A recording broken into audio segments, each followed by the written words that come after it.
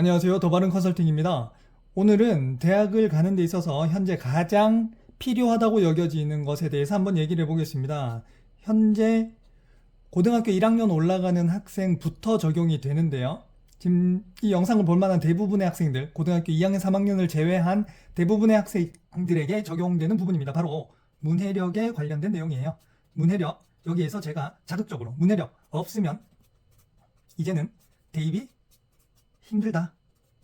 이 주제로 짧게 얘기를 한번 해보겠습니다. 다들 문해력 얘기를 하는데 막상 문해력이 뭔지 어떻게 공부해야 되는지 왜 필요한지 정확히 모르시는 것 같아서 최근에 제가 몇 분 상담을 해보면 문해력에 대해서는 크게 어떤 인식을 못 하시고 계신다는 느낌을 받았거든요. 그래서 제가 급하게 한번 영상을 만들어봤습니다. 1번 필요성부터 보겠습니다. 제가 글씨가 잘 안 보인다는 피드백이 있어서 글씨가 잘 보이게 굵은 펜으로 바꿨더니 글씨 모양이 엉망이 되는데 양해 부탁드립니다. 자, 우리가 대학을 갈 때 현재 일단은 교과전형, 학생부 종합전형, 논술전형, 그 다음에 정시가 있습니다.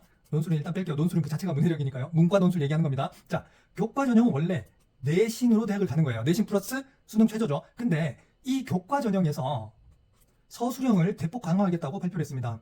교과 시험 자체가 지금 현재는 과목별로 다르지만 보통 한 40점 정도가 서술형으로 나오는데 100%까지 서술형 출제 가능하도록 바꾼다고 해요. 그러면 서술형이라는 것 자체가 주어진 글에서 정보를 찾아서 내가 전하고자 하는 정보 형태로 서술, 말 그대로 작문을 할 수 있어야 됩니다. 이거는 연습을 해보지 않으면요, 할 수가 없어요. 내 내용을 다 알아도요, A, B, C라는 학생 3명이 있을 때 셋 다 명확하게 어떤 사실에 대해서 인지를 하고 있다. 그 사실을 서술해봐 라고 하면 셋이 서술한 내용은 극명하게 레벨이 달라집니다. 셋 다 100% 그 사실을 알고 있더라도요, 서술한 내용으로 평가를 하면 A, B, C는 점수가 완전히 달라져요. 연습이 되어 있지 않으면 이길 수가 없는 게임입니다. 그 다음 학생부 종합전형의 세특이 핵심이죠. 뭐 세특, 행특 이런 얘기 들어보셨을 거예요. 이 세특이 뭐가 들어가냐? 결국 서술형 시험에서 본인이 어느 정도 퍼포먼스를 보여줬느냐, 그 결과가 이 세특에 기록이 됩니다. 당연한 거죠. 그 다음 정시에서 면접이 강화됩니다.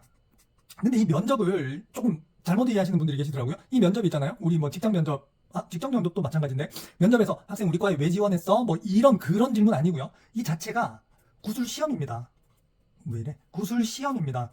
그래서 상위권 대학일수록 이 시험 굉장히 어려워요. 심지어 갔을 때 A방에다가 학생들을 몰아넣고 시험지를 나눠줍니다. 이 시험지에 무슨 글이 써있어요. 뭐 경제에 관련된 글도 있고, 뭐 어떤 상황에서의 윤리적 판단에 대한 글도 있고, 아니면 ABC에서 지문이 2개, 3개로 쪼개진 글도 있어요. 일종의 시험지를 나눠주고 30분 뒤에 이 방금 나눠준 종이의 내용을 가지고 면접에서 질문을 합니다.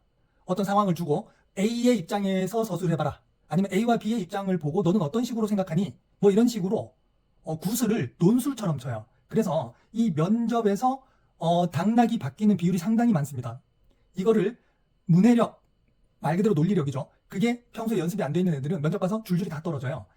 어떤 전형으로 대학을 가더라도 이제는 문해력과 논리력이 없으면 힘들다. 그래서 필요하다는 겁니다. 그러면 왜 필요한이라고 돼 있죠? 필요성인데. 그 다음 문해력과 제가 지금 말씀드리는 문해력은 입시 문해력이에요. 애를 뭐 작가로 만들거나 철학자로 만들고 싶다는 게, 철학은 전부 논술이죠. 논리죠. 철학자로 만들고 싶다는 게 아니고 입시 문해력을 말씀드리는 겁니다. 그러면 입시 문해력이 뭐냐? 여기서도 부모님들이 조금 헷갈려 하시는데요. 독서 많이 했다라는 말 많이 하세요. 독서랑은 다릅니다.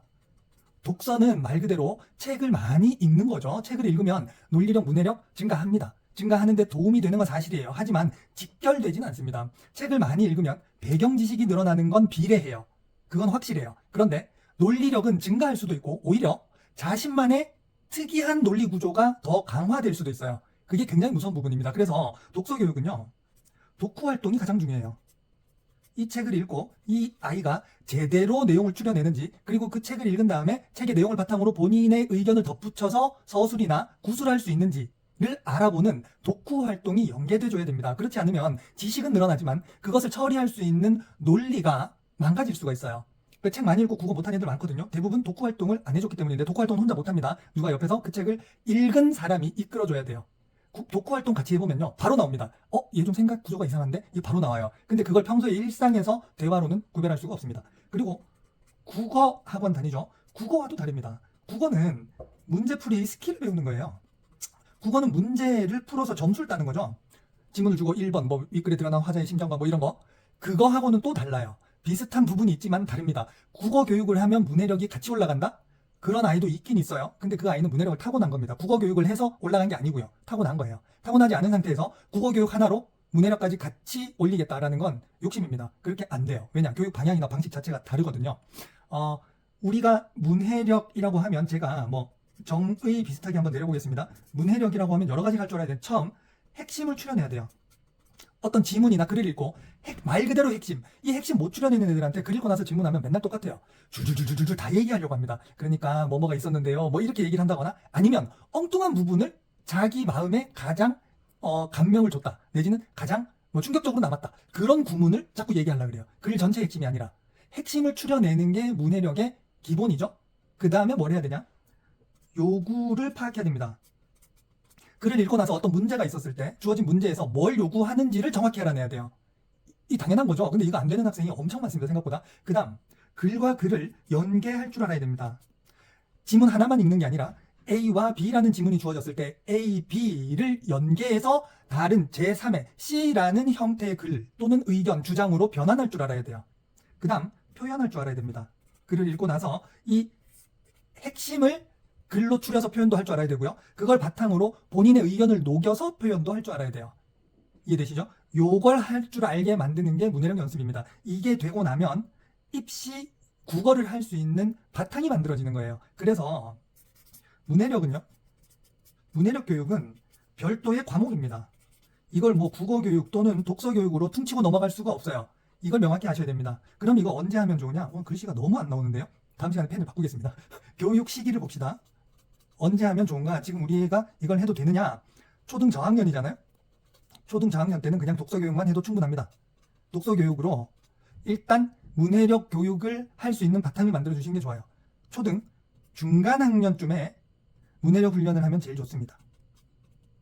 초등 중간 학년, 그러니까 뭐 3학년은 조금, 제가 볼 때는 조금 이른데 애가 좀 똘똘하다면 해도 좋고요. 한 4학년, 뭐 5학년 좋습니다. 문해력 공부를 그때 싹 해주면 굉장히 그 전에 머릿속에 들어온 것들이 있기 때문에 교육을 받기에도 좋은 상태이고, 또 좀 있으면 중학생이 되니까 지금 교육 받은 걸 바로 써먹기도 좋은 상태입니다. 제가 볼 때 중1 정도가 문해력 교육의 마지막 찬스가 아닐까 생각합니다. 왜냐하면 현행 입시에서 선행이 너무나 중요하기 때문에 중2가 넘어갔을 때 이 문해력을 하고 있을 시간이 없어요.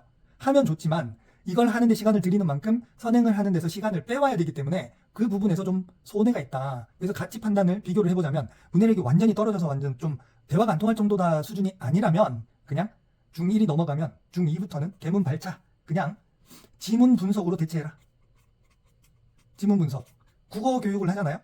국어는 전부 지문을 통해서 문제가 주어지죠. 어법 문제 빼고. 지문을 분석할 때 이 지문의 논리 구조를 분석하는 걸 조금 더 강화해서 문해력 교육 비슷하게 집어넣고 이걸로 퉁치자.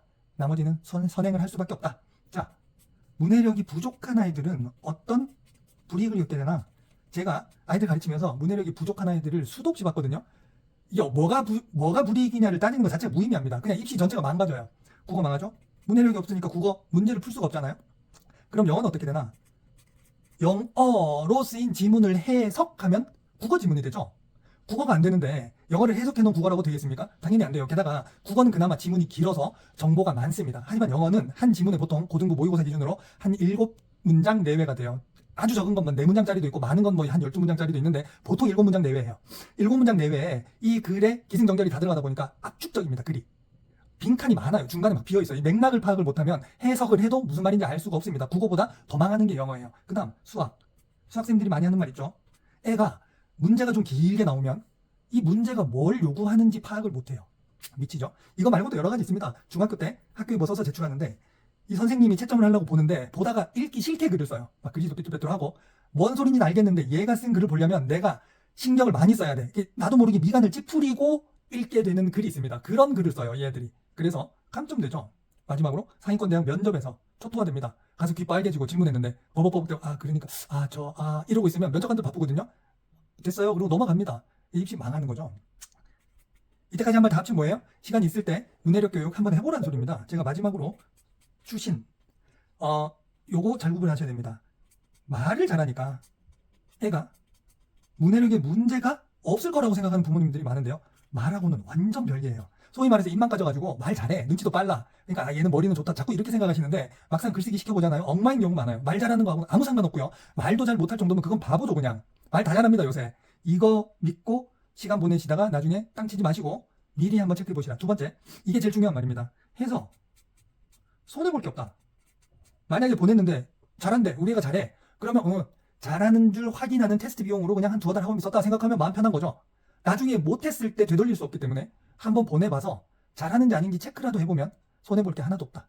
그래서 지금 고등학교 1학년 이하 학생들은 이 최상위권 대학을 노릴 때 문해력 없이는 불가능합니다. 아, 누구는 뭐 이런 거 하나도 안 하고도 서울대 갔다 연세대 갔다 그런 말 듣지도 마세요. 걔들은 타고난 거예요. 그 재주를, 그 재능을. 그런데 우리 애가 뭐든지 다 타고났다고 믿고 기다리면서 입시를 한다는 건 전략도 아닙니다.